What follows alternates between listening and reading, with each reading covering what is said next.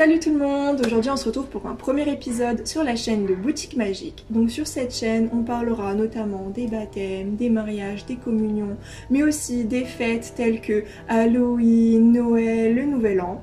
Et donc aujourd'hui dans cette première vidéo on va parler de... C'est bon, je suis prête, on peut commencer pour le premier épisode. Qu'est-ce que tu fais? Pourquoi t'es habillée comme ça? Bah je sais pas, c'est le thème de la vidéo Halloween, donc je me suis mis dans le thème quoi. T'as pas tort. Attendez, je reviens, je vais me changer. Allez, et c'est parti pour le générique.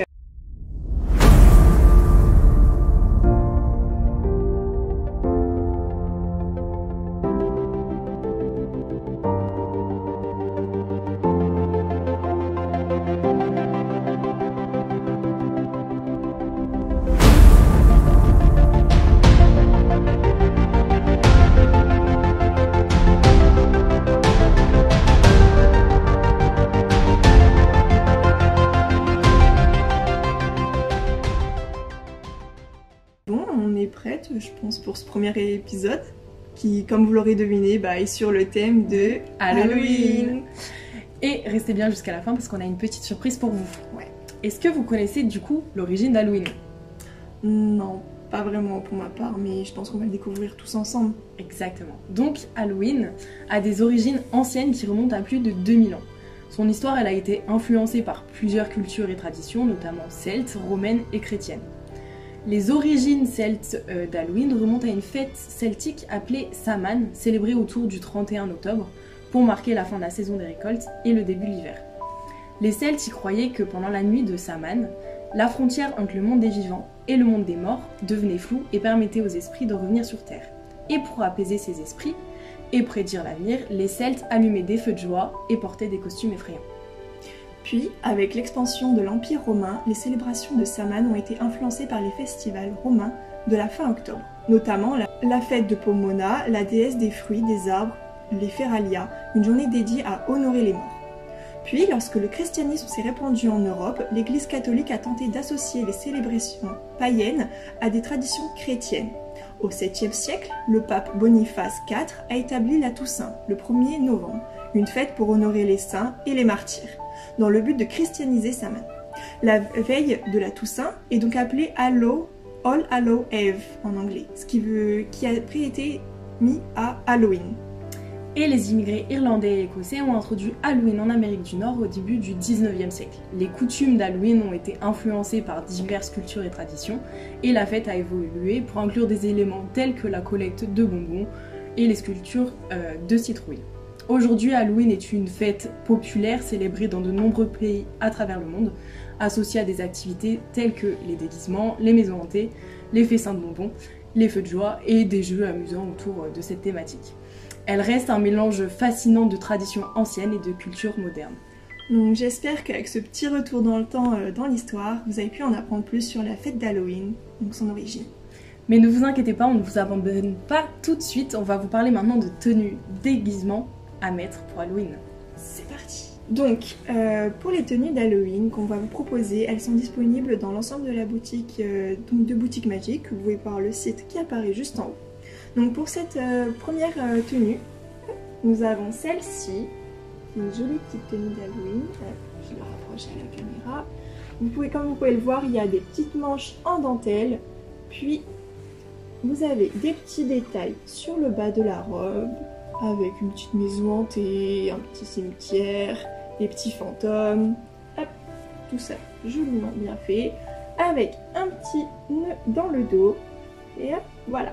Cette petite tenue, hop, on vous l'a préparée avec par exemple, pour l'accessoiriser, un petit serre-tête violet, je trouve vraiment pas mal, et des petits gants en dentelle pour rappeler la petite dentelle qu'il y a sur les manches. Next. Hey. Donc celle-ci c'est une tenue noire, pareil, donc on va avoir beaucoup de détails sur le bas de la robe.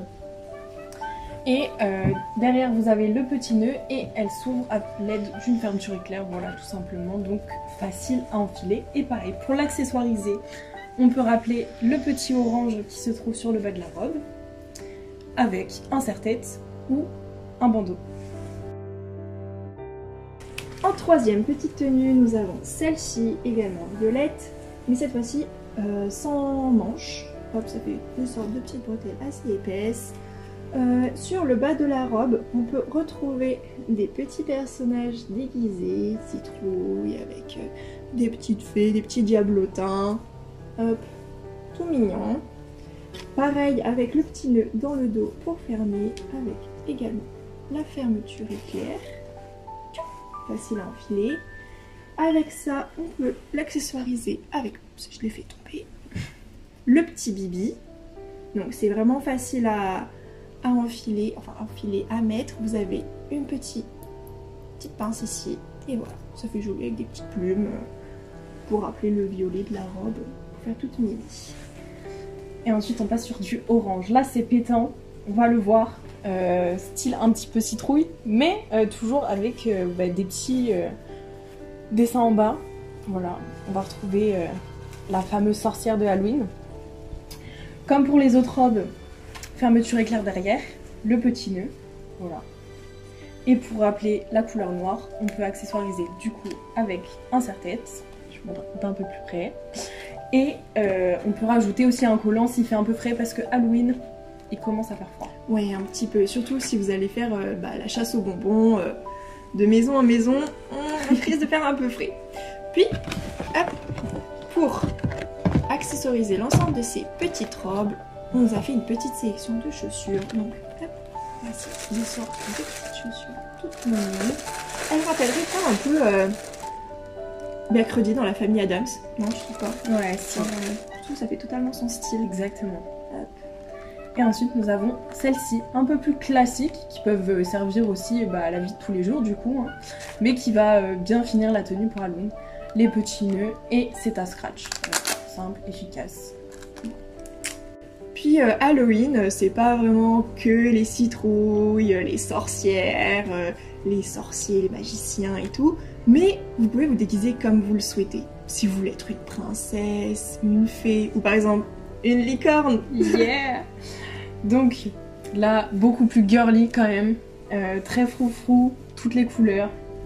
Et évidemment, on a l'accessoire qui va avec, qui change tout, la corne de la licorne. Ouais. Voilà. Franchement, c'est ça. Et puis même, vous pouvez la réutiliser pour carnaval. Ça. Ouais. Ça, les petites, elles vont adorer. Bon, on arrive donc, je pense, à la fin de cette vidéo. Ouais. Malheureusement, on va devoir vous quitter. Mais vous inquiétez pas, si vous voulez suivre nos prochaines vidéos, n'hésitez pas à vous abonner à la chaîne. Et on se retrouve pour une prochaine fois. Ouais, il faut pas oublier leur surprise. Ah oui, la surprise, j'allais oublier mince.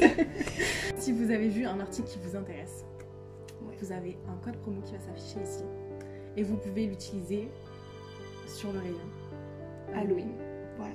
Ça sera, le code pourra fonctionner sur l'ensemble des produits dans le rayon Halloween, présent encore une fois sur le site de Boutique Magique, qui va encore s'afficher juste là.